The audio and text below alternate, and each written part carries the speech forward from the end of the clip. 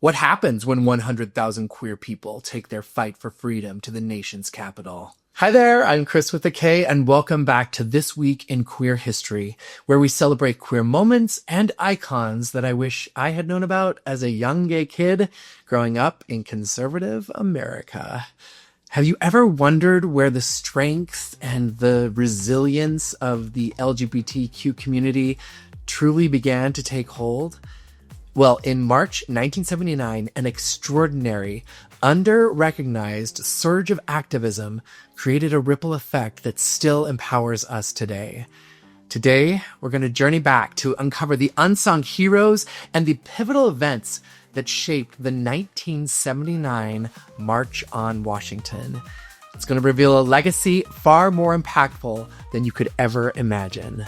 This week in queer history, stories told with love and glee. So let's start with the energy that was bubbling in the air during the late 1970s. Stonewall had just happened a decade earlier. It was June 1969, and that was that night of defiance against the police and their harassment at the Stonewall Inn in New York City. And that uprising lit a fuse. And in the years following, queer people got louder, bolder, more visible, and local organizations started popping up in cities across the U.S., from New York City to San Francisco, Miami, Minneapolis, and pride parades began to take shape, and they often still face protest and police pushback. But they also gave queer people the chance to see, maybe for the first time, just how many of us there were. By the mid-1970s, there had already been huge wins and painful losses. In 1973, the American Psychiatric Association finally removed homosexuality from its list of mental illnesses. This was a monumental shift. I mean, imagine how it felt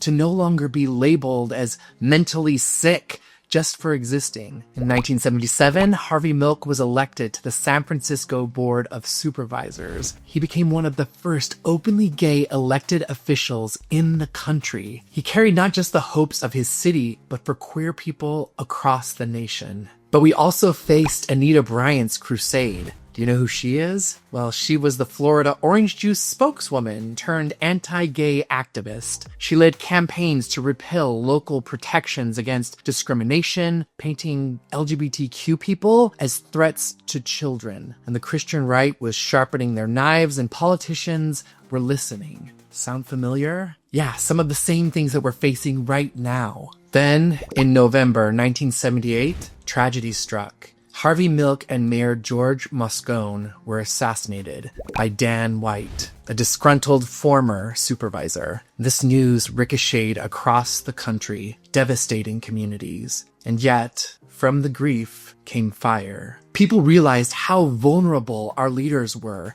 and how urgent it was to make a statement, not just city by city, but nationally. Out of this grief and determination, the idea of a March on Washington gained traction. It wasn't a brand new idea. I mean, as early as 1973, activists had floated the notion of a national march, but it had never taken off. There was too much division, too many groups worried about it flopping, but after Milk's assassination, those hesitations burned away. By February 1979, activists met in Philadelphia. Delegates from across the country gathered to hash out the big questions. Should we march this year or wait? How do we make sure that women and people of color and marginalized voices are represented? And most importantly, what are we marching for? And then they agreed. The 10th anniversary of Stonewall was the moment, the time to stop thinking local and start thinking national. And with that, the road to Washington began.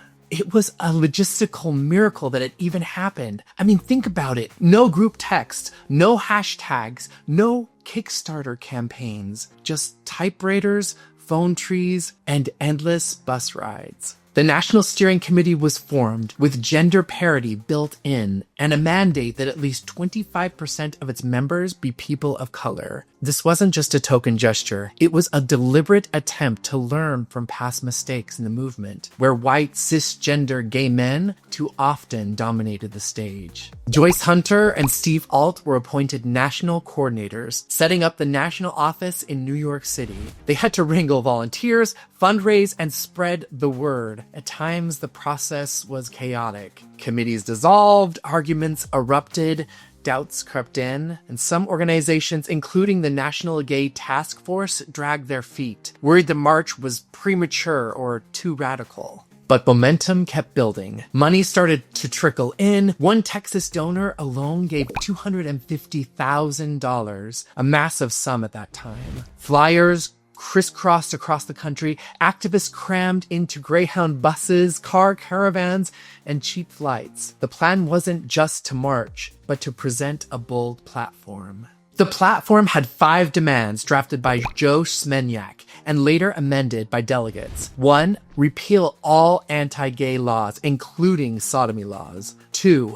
Pass a comprehensive lesbian gay rights bill in Congress. 3. Issue a presidential executive order banning discrimination in federal jobs, the military, and federal contractors. 4. End discrimination in custody cases involving lesbian or gay parents. 5.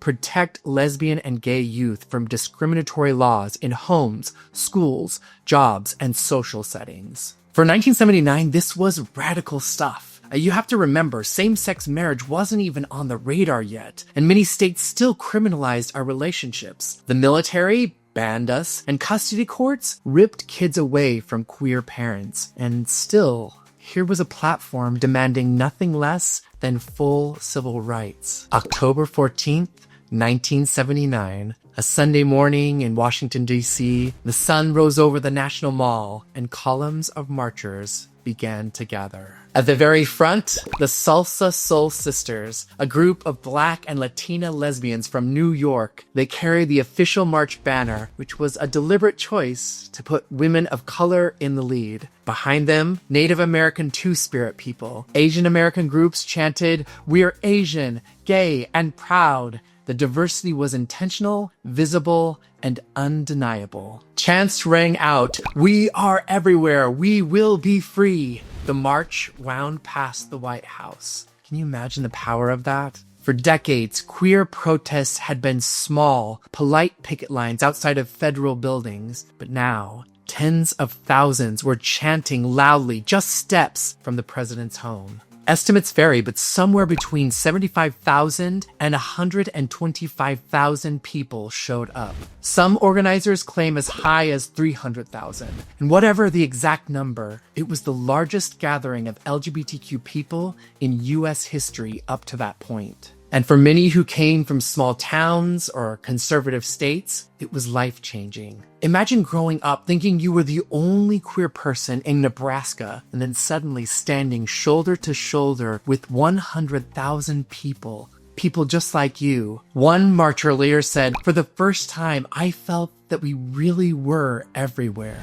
The march ended between the Washington Monument and the reflecting pool. A massive stage awaited them. And here's the amazing thing. The entire event was broadcast live on National Public Radio. For the first time, millions at home could hear queer voices demanding rights in real time. Robin Tyler, a lesbian comedian and activist, emceed alongside Ray Hill from Houston, and they introduced a powerhouse lineup. Harry Britt, who stepped into Harvey Milk's position on the San Francisco Board of Supervisors, Charlotte Bunch, who was a feminist and lesbian activist, Allen Ginsberg, the beat poet who read song with his partner Peter Orlovsky, celebrating their 25th anniversary, Florence Flo Kennedy, who was a Black feminist lawyer, Morris Kite, a veteran organizer from Los Angeles, Audre Lorde, who electrified the crowd by linking homophobia to racism and sexism, Leonard Maltnovich, who was a decorated Vietnam vet, came out to challenge the military ban. Kate Millett, the author of Sexual Politics, Reverend Troy Perry, who's the founder of the Metropolitan Community Church, Eleanor Smill, president of NOW, came out and stood with them in solidarity, Adele Starr, who was the first president of PFLAG, Congressman Ted Weiss of New York, one of the few politicians brave enough to publicly support gay rights. Mayor Marion Barry was scheduled to speak, but backed out last minute. Cold feet, perhaps? Sending an aide instead. The aide proclaimed DC support for Gay Rights Awareness Week. Not exactly a ringing endorsement, but it was still official recognition. But the rally wasn't all speeches. Gotham, a gay musical comedy troupe, performed a disco parody called AC/DC Man. Holly Near and Meg Christian sang feminist songs, and Blackberry performed his anthem Eat the Rich and reminded the crowd not to whitewash Black voices. It was joy and rage, humor and heartbreak. Audre Lorde declared, "None of us will ever be free until we are all free." People wept openly. For some, it was the first time hearing their identity affirmed so boldly. Of course, it wasn't all kumbaya. The LGBTQ movement in 1979 wrestled with deep internal divides. Race, gender, class, even strategy. Some leaders wanted cautious lobbying, and others demanded radical, direct action. But what made the march historic was that these groups chose to stand together, even in tension. The steering committee had mandated gender parity and racial representation. The program deliberately highlighted people of color, women,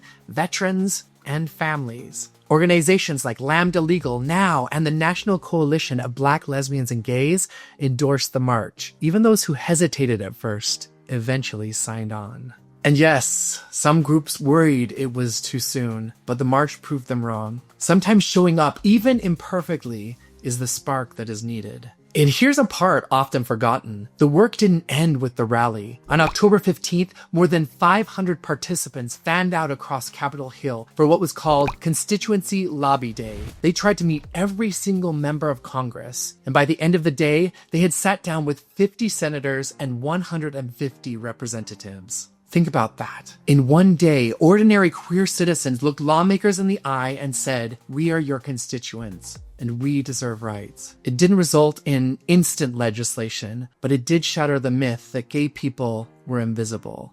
The march sent shockwaves across the country. People went home to Kansas, Alabama, Ohio, deeply red states, and started new organizations, new pride marches, new lobbying efforts. It proved the movement wasn't coastal or elite, it was national. It also created a precedent. Future marches in 1987, 93, 2000, and 2009 would build bigger and louder. The 1987 march, during the height of the AIDS crisis, drew nearly 1 million people and unfurled the AIDS memorial quilt. But the seed was planted all the way back in 1979. But slowly and painfully, policies shifted. Decades later, victories like Lawrence versus Texas in 2003 and Obergefell versus Hodges in 2015 could trace part of their lineage back to the visibility and solidarity first flexed on the mall in 1979. So what's the legacy? Well, the march transformed the queer rights movement from local skirmishes to a national fight. And it also created visibility. Broadcast on NPR, covered in national media, it told America, we're here, we're everywhere, and we're not going away. And it modeled coalition building. Women, people of color, families, veterans, religious voices, and allies all stood together. And finally, it taught us a lesson. Change requires showing up. In buses, on stages, in front of Congress. It requires ordinary people deciding, I will not sit this one out. Oh, showing up. That phrase means so much to me. Back in college, I ran for a student senate seat in the College of Visual and Performing Arts, and we had two parties running, one that leaned more Mormon and one that didn't. And I was on the not-so-Mormon side, but I was confident. I'd been active in theater, I knew the students, and my opponent was barely around. He didn't even bother showing up to the debates. Election day came and I was telling everyone, go vote. But so many of my theater friends and people that I talked to, they said, oh, don't worry, Chris, you've got this one. You're a shoo-in. We don't need to go vote. Everyone knows you're going to get it. Well, the next day, I lost. It was soul-crushing defeat. And friends came to me apologizing and they would say, we didn't vote because we thought you'd win. My opponent, even though he was inactive, He had the advantage of the party line, and I was devastated. And then something surprising happened. My opponent realized he wasn't the right representative, and he conceded, handing me the seat. And I served the next year, but the bitterness lingered. I hadn't truly won. I had been given the role.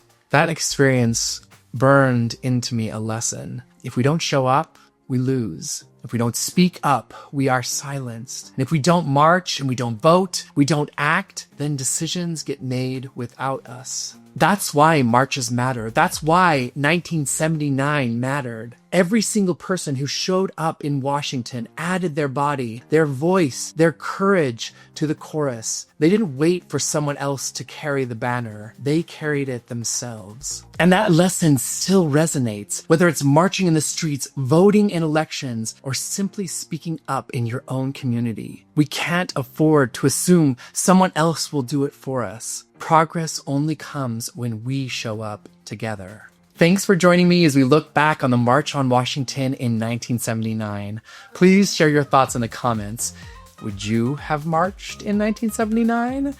You can also check out the video that's popping up right over here for more queer history. And don't forget to visit myqueerbirthday.com to discover other icons and events that happened on your birthday. The link is down in the description below. Until next time, stay strong, stay bold, and keep making history.